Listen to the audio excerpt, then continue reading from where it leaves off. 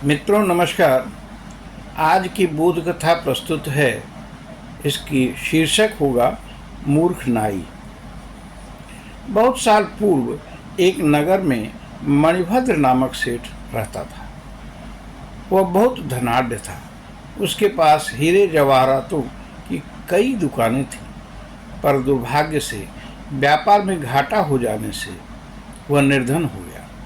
2 वक्त की रोटी भी मैसर नहीं थी। एक दिन वह शोकग्रस्त हो चिंतन करने लगा। शीलम शौचम क्षान्तेः दाक्षिण्यम मधुरता कुले जन्म न विराजन्ति ही सर्वे वित्तहीनस्य पुरुषस्य।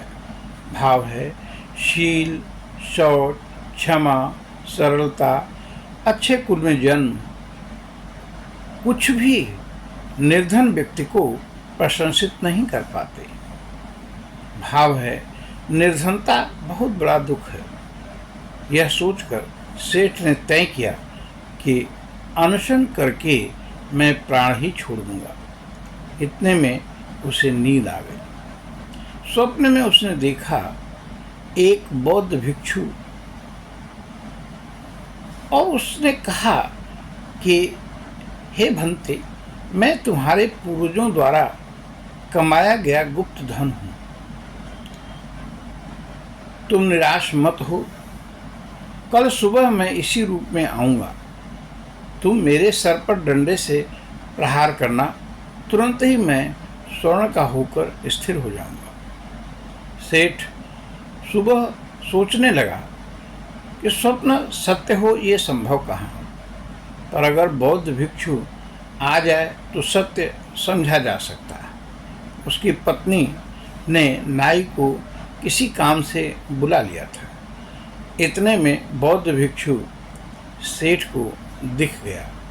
स्वप्न के अनुसार सेठ ने प्रहार किया और भिक्षु स्वर्ण हो गया। सेठ फिर से धनी हो गया। नाई को धन आदि देकर सेठ ने इस घटना को किसी से न कहने की कह करके उसे विदा किया।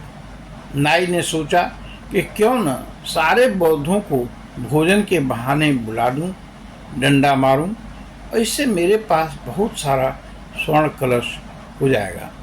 फिर उसने बहुत सारे भिक्षुओं को बुलाया।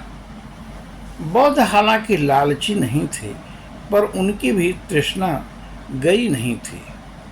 कहा भी है कि वृद्ध होने पर नख दंत सब शिथिल हो जाते हैं, पर तृष्णा तरुणी हो जाती है। बौद्ध भोजन और धन की लालसा से आए।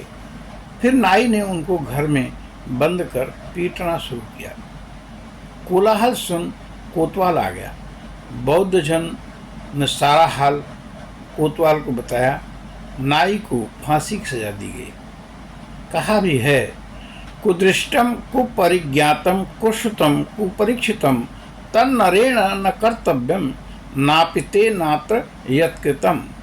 भाव है, किसी कार्य का बिना ठीक से परीक्षण किए हुए जब कोई व्यक्ति कार्य कर बैठता है तो इसी नाई की तरह से दुखित होता है। आइए हम सभी अपनी वाणी पर विश्राम देते हैं। आपको नमस्कार करते हैं। हरि ओम तत्सत। हरि ओम तत्सत। हरि ओम तत्सत।